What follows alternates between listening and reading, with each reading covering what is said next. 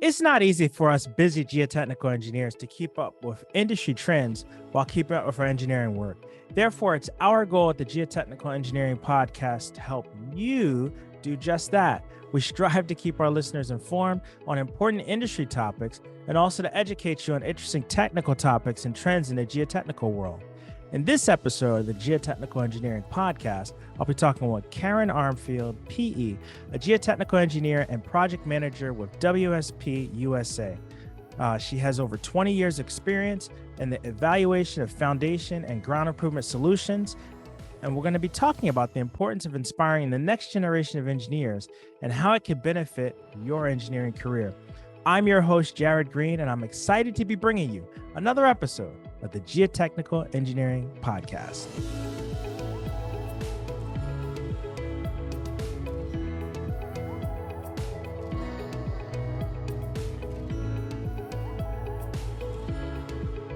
Before we go on here, I'd like to recognize our sponsor for this episode, Tensar International.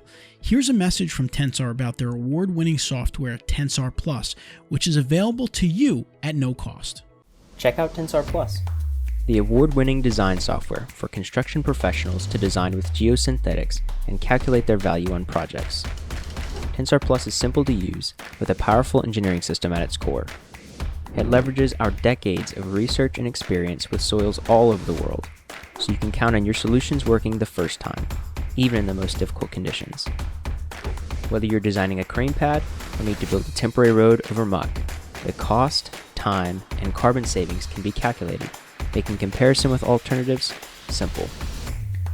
Specs, reports, and product data can be generated for your design, and training resources, research, and our third-party expert reviews are all provided conveniently in the software if needed. Usable both online and offline, the app is available in browser and on all major mobile platforms. Whatever you're working on, Tensar Plus is your toolbox for success. Welcome to the show, Karen. How are you doing? Hi, Jared. Great to speak with you today. Well, I appreciate you coming on. It's been a while since the two of us have talked, so it'll be nice to catch up. And it would be great if you could tell our listeners a little bit more about yourself.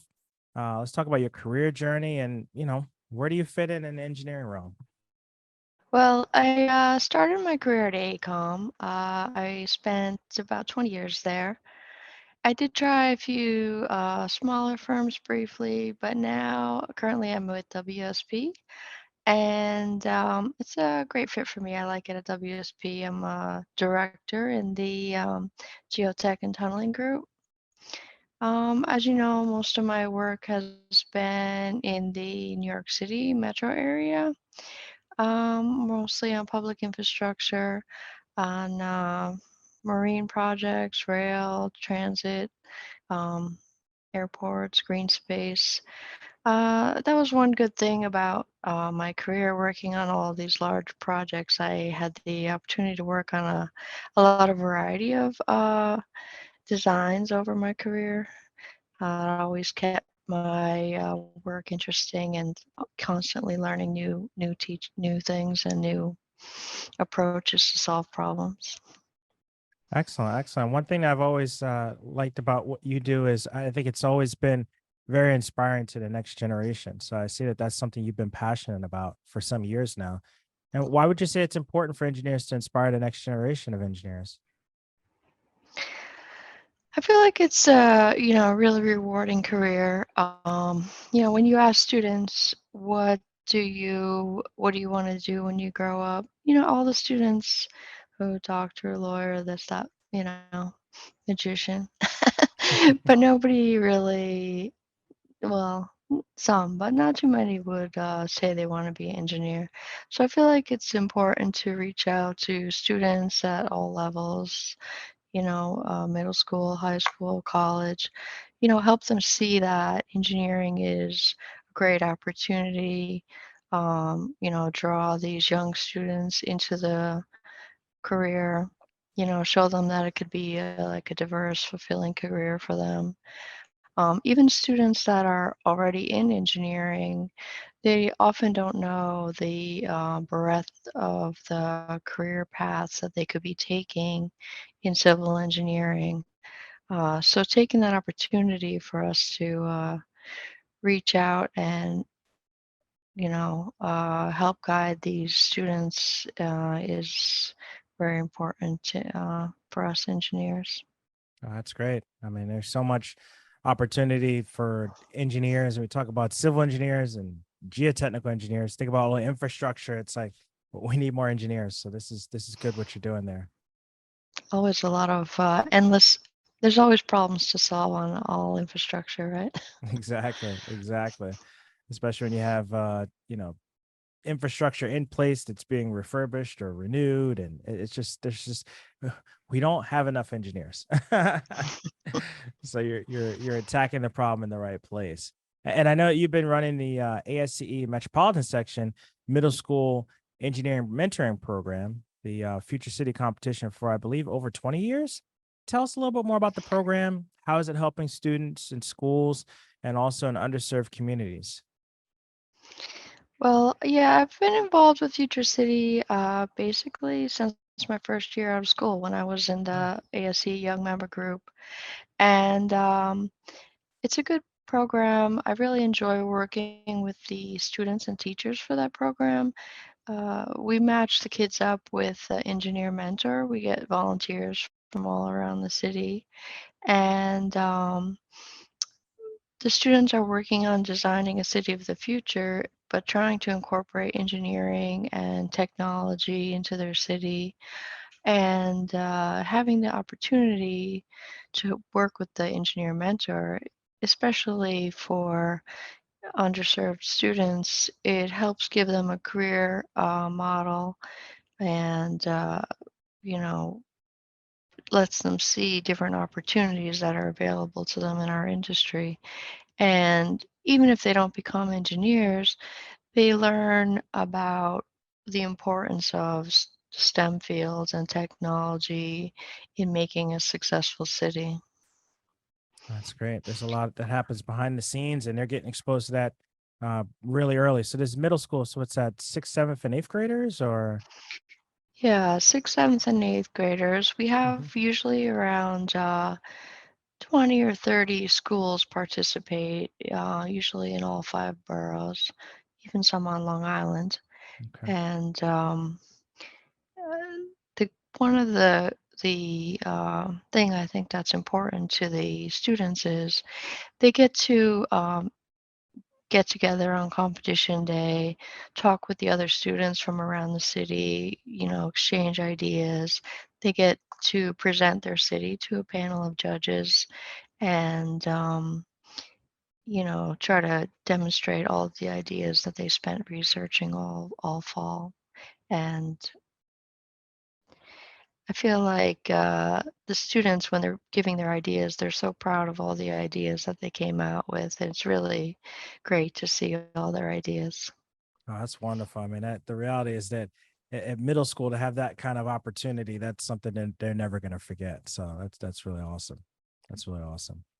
And I guess when you were at AECOM, you ran the intern program there for over 10 years. Can you tell us a little bit more about what happens there and, why are internships important and why are they important for engineering students? Well, I mean, I know for my students that I teach, even though they know they want to be civil engineers, a lot of them don't know what specialty, do I want to go into transportation, structures, geotech, you know. Uh, so when we had the intern program at ACOM, we used to have over 40 interns per year. Hmm. And of course, you need to give them meaningful work and the usual thoughts you might have about having intern. But we also used to have a lecture series for them where we'd have different departments come to talk about projects or their career path, different engineers in business development, in marketing, in structural or geotech or transportation. And it gave the students, a well-rounded view of your firm where you could learn uh, what possible career paths are available to the students.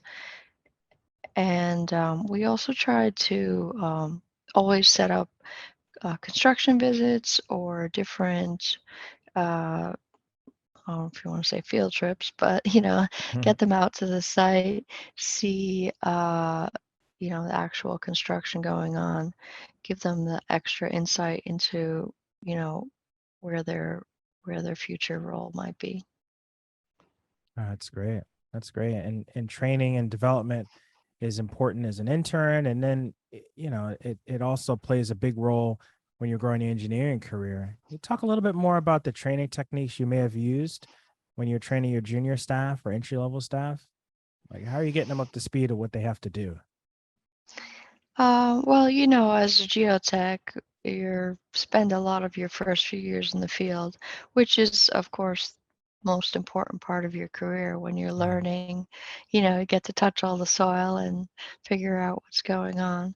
Um, so, of course, a lot of field work, but I like to think that if you can have that field engineer also help write the reports or help design the calculations, give them more of a well-rounded view of how all these things intertwine and make the project a success. If they're doing calculations, they might see, oh, you know, that, slight difference in the field might give me a different answer on my calculations. See how everything is interrelated between the design and the field work. Um, Also, I think it's good to work with the students or not students, but the young engineers. And, let's say, I mean, I was a department manager. So work with them when they do all their goals and see what they want to do with their career. Do they see themselves a project manager in 10 years? Do they see themselves as a technical expert? Where do they want to go with their career? And we always would try to align the tasks we're giving them with, uh, with their own goals. And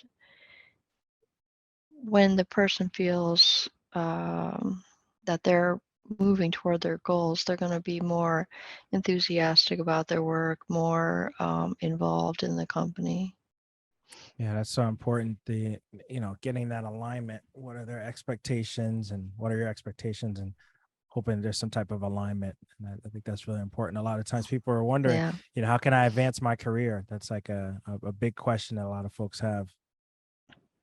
Yeah, I I'm on the committee on career development with ASCE, Mhm. and we make a lot of programs for the young engineers to try to navigate their choices in their career. Mm. What kind of skills are they building? Leadership skills, communication skills, management skills. There's so many. There's so many aspects of your career in addition to just technical that need to be constantly built up as a young engineer. That's true. It never really stops. It never really stops. True. And you mentioned ASCE. I'd be curious to hear, being involved with organizations like ASCE or DFI, Deep Foundations Institute, how can that help you with your engineering career? I mean, for me, I was always very involved in ASCE, right? As soon Mhm. as I graduated, I was on a lot of the local committees. I feel like if you're a young engineer and you get involved with a committee, it gives you first an opportunity to network with the different people from the other firms that you might not necessarily come and, get to know otherwise. But also, you get a chance to practice these skills that we had just mentioned, the leadership skills, management skills. How are you guys going to work together to, accomplish these tasks your committee is putting together?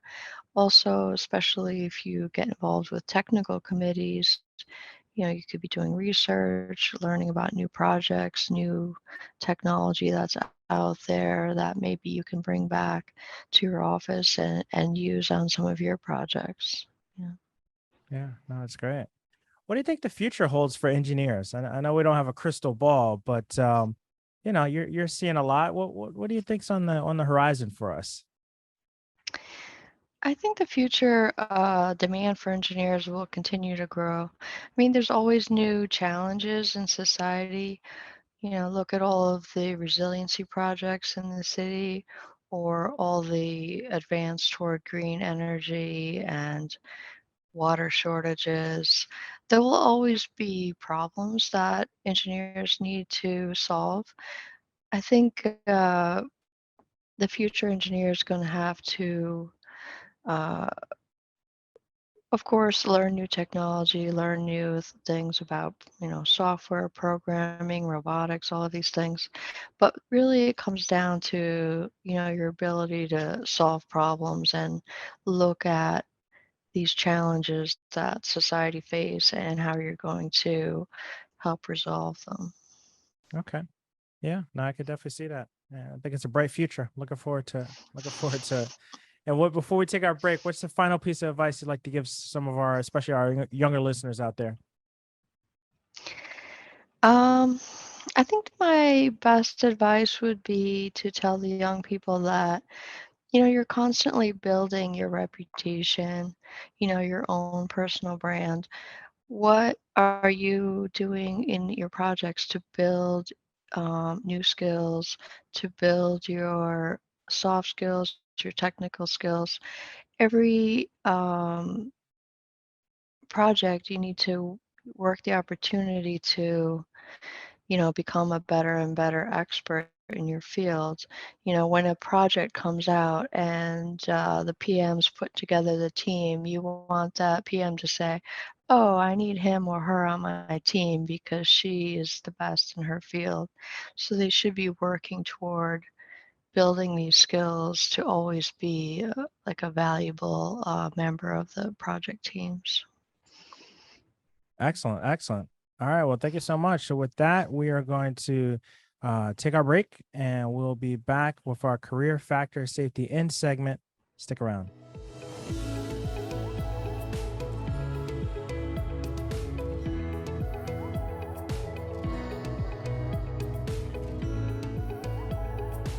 All right, welcome back. It's time for our career factor safety end segment. In geotechnical engineering, like many disciplines of engineering, it's important to incorporate a factor of safety into your design. But what about incorporating a factor of safety into your career? Today, of course, we're speaking with Karen Armfield, PE from WSP USA. Karen, you've already had a very successful career. And when you look back on your career, what's one thing you implement in your career to give yourself, let's call it a factor of safety in your career? I want to say the thing that helped me the most in my career was my involvement with different societies like ASCE and DFI. Mm. Um, of course, in your work, you're going to learn from your mentors and your other senior engineers that are around you. Um, but by participating in the different organizations, you can double your amount that you're learning in each year by finding out about new trends in the industry, finding out about different construction techniques, networking with different people you might not necessarily meet through your office environment. You know, as your career grows, all of these people that you've gotten to know over the years, you can coordinate with them, building project teams and growing, not only your business development skills, but your own technical skills in the industry throughout the years. It makes you a more valuable engineer to different projects, and it helps to, give that factor of safety you're asking about, knowing, having additional networking and additional technical skills to be the best in your field. Excellent. Well, thank you so much. And thanks, Karen, for coming on and for sharing all the great insights with us. You shared a lot of great information. I know that this advice is going to be helpful for our listeners. Now, if somebody's listening and wants to reach out to you, what's the best way for them to find you? A social media outlet or email address you want to share? They can reach out to me on LinkedIn, or they can reach me at Karen Armfield at WSP.com. Okay, excellent. Well, thank you so much. This is great. It's great to see you Thank again. you. I hope you enjoyed the episode today. We would love to hear your feedback, comments, and or questions. Please feel free to go to geotechnicalengineeringpodcast.com, where you'll find a summary with the key points discussed in today's episode, that being episode 59, as well as links to any of the resources, websites, or books mentioned during this episode. Until next time, we wish you the very best in all your geotechnical engineering endeavors. Peace.